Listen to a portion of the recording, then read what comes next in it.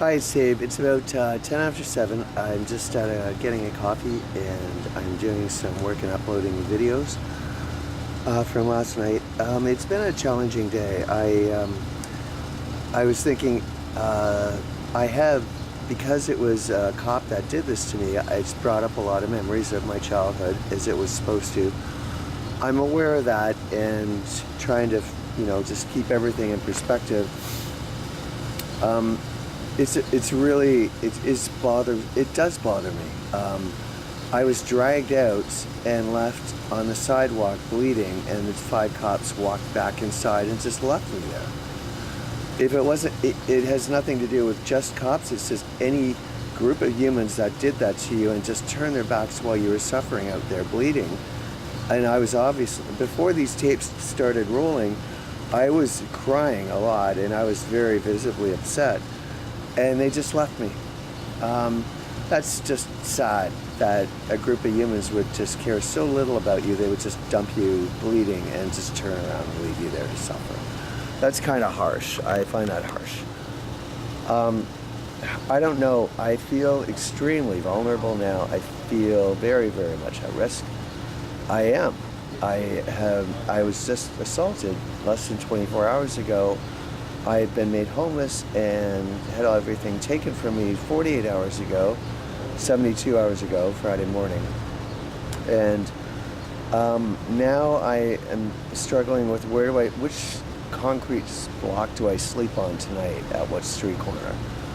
So naturally I'm very highly agitated and anxiety ridden, and that's exactly what they want, because they want me to commit suicide. The reason that they did everything they've done over the last 72 hours, it was all planned out, was to get me to give up on myself and end it.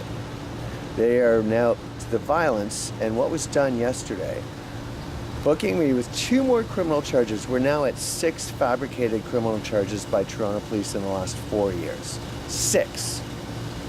By putting that on again, and the thing was, I haven't mentioned it because I haven't had time to write it, that morning, before all this started, before the 3 University of Toronto cops surprisingly appeared within 30 seconds, I was just saying how much the criminal trials and this trial of August 30th is threatening me and just very much causing me a lot of worry and concern. Within 30 seconds, there's 3 cops showed up to arrest me and then not arrest me and then arrest me again for trespassing on private property, although there were no trespassing signs anywhere. None. No warnings at all. It was a patio of Second Cup coffee shop. It was adjoining it between the U of T residence and Second Cup, so it was adjoining the 2. There were no signs saying private property, stay away, no trespassing, nothing at all. In fact, there was an electric socket on the wall that I had been using to power my laptop that morning. So there was little indication that being there at all, I slept there the night before, that night, there was no indication that there was any law broken, and there still isn't, because the whole thing was fabricated. I was kept in the prison cell on Friday from 5 p.m. to 10 p.m., 5 hours, when I was told it was going to take 1 hour, because there was a man in the prison cell, several over, the holding cell, who yelled and screamed and barreled away for the whole 5 hours, non-stop. And he gave himself away because he talked about Star Wars, he talked about old man, he talked about, there were other things that were mentioned that I can't remember right off now, but I was certain by the end of it that he was a plant, for sure he was. He was there to drive me crazy, and he did. He clearly did. I had to put up with him. I was suffocated in a cell, forced to listen to them for 4 hours. It was pure torture. And then I got out of the cell, and then they violated me by assaulting me and pushing me against pillars twice, my face, and then they pushed my face into the door as I tried to get out, and I fell on the ground and they dragged me out. That's what the cops did to me yesterday. So yeah, I'm not having a great day.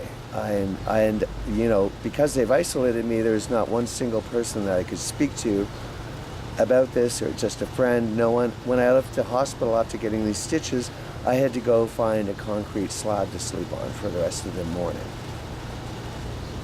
It's tough. It's very tough, and that's why they're doing it. This was about 7:15, by the way.